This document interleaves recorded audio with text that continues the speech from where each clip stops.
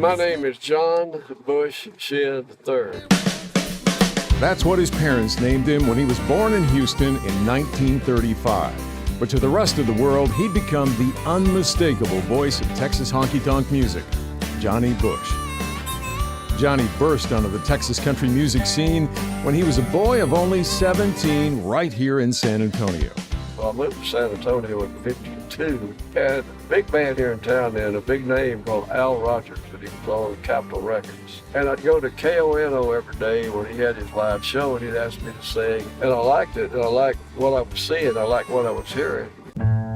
Johnny's fans liked it too. His one-of-a-kind style and his amazing vocal range would later lead him to be dubbed the Country Caruso. But it seems 100 years.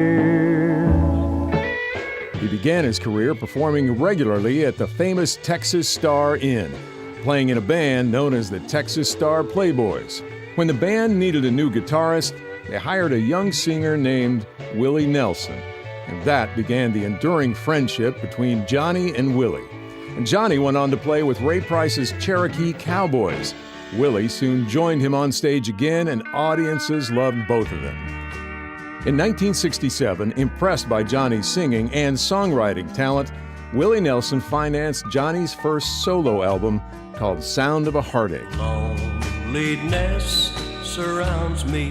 It was a hit, and Johnny's country music career was now on the fast track.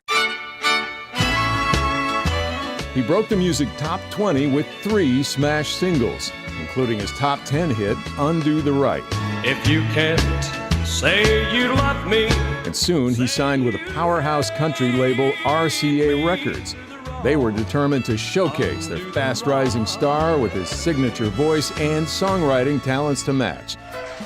So when Johnny woke up with the words and music of Whiskey River playing in his head, he wrote them down and recorded them. I'm drowning in a whiskey river.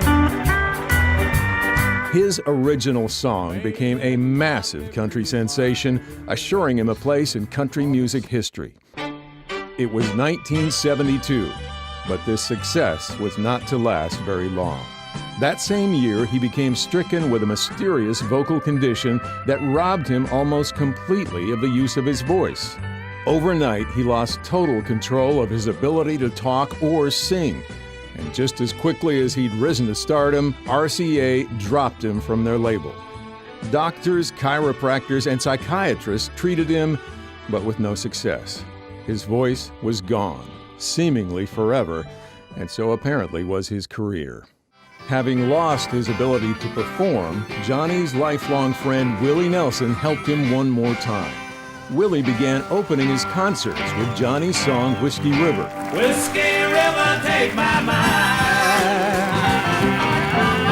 Driving the popular song to millions of plays on the radio, and in the process ensuring Johnny's share of royalties for writing the song would keep his musical career alive. At the same time, Johnny thought losing his voice was God's way of punishing him for losing his faith. He met privately with a local pastor who assured him of God's love and forgiveness. He embraced his faith once more and decided to trust God for an answer to his mysterious vocal condition. The answer came in the person of Dr. Blake Simpson, a specialist who diagnosed Johnny's medical problem as spasmodic dysphonia. Treating him with Botox injections that relaxed his vocal cords, Dr. Simpson helped Johnny regain control of his voice and retrain himself to sing.